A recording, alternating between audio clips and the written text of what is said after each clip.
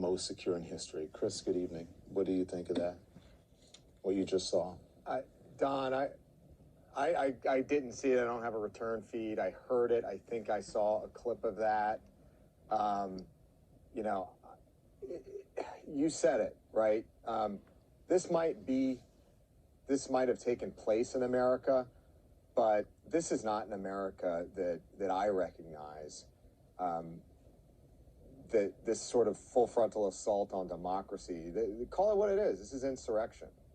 And it was stoked, it was provoked, it was directed by the President of the United States. I mean, what kind of example are we setting to other countries and other freedom fighters around the world that are seeking to escape autocracy and dictatorship?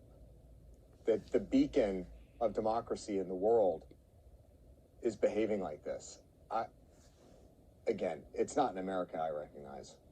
All I can think of as you're talking there is I hope that officer was okay. If you had seen the pain on his face, yeah. It was being just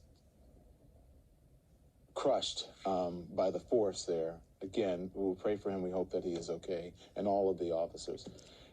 As you alluded to, Chris, this is, before I ask you that, having worked in intelligence and what you do, who should be held responsible for that, and what do you think the consequences should be for the person or the people who are responsible?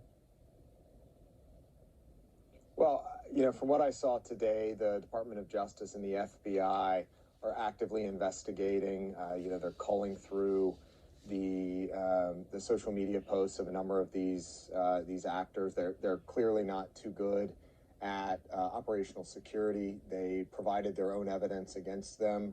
It's the same thing as, you know, declining to take the fifth. So they're going to continue to roll up these people.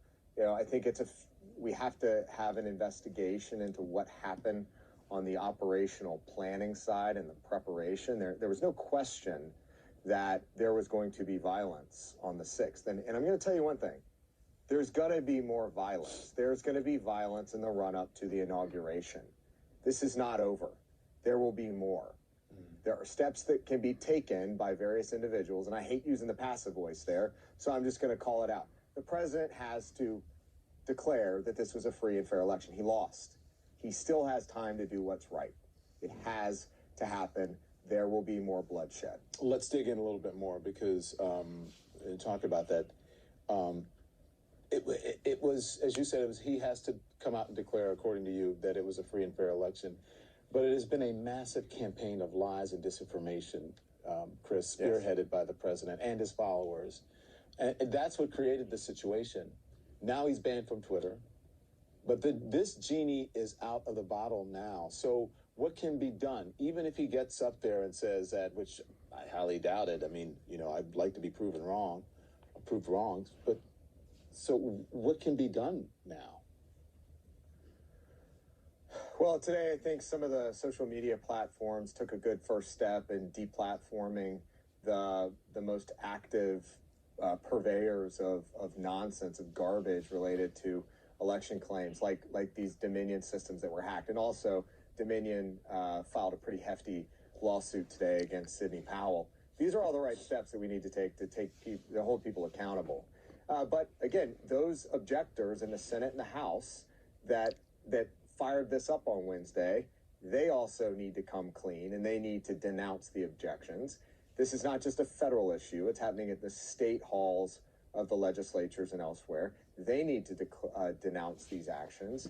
We need the networks or the edge fringe networks like Newsmax and OAN. They need to denounce this, and they will also be held accountable for this in courts of law. And ultimately, the president has, if he cares about this country, if he cares about democracy, he will do what's right, and he will announce and accept his defeat. Okay, well, let me ask you this, because you're already hearing the folks who have been giving the disinformation, some of whom you mentioned there. Well, you're trying to silence a certain group of people, conservatives. This is censorship and so on. But and I ask you that because your new firm is all about stopping cybersecurity threats.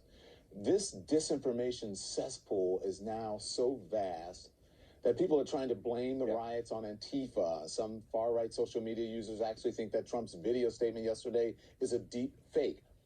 How long are we going to be dealing with the consequences of this, Chris? So this specifically, it's a great question. And frankly, I don't know. I think there are immediate steps that can be taken that I just ticked off to ensure that there's no further bloodshed between now and the 20th.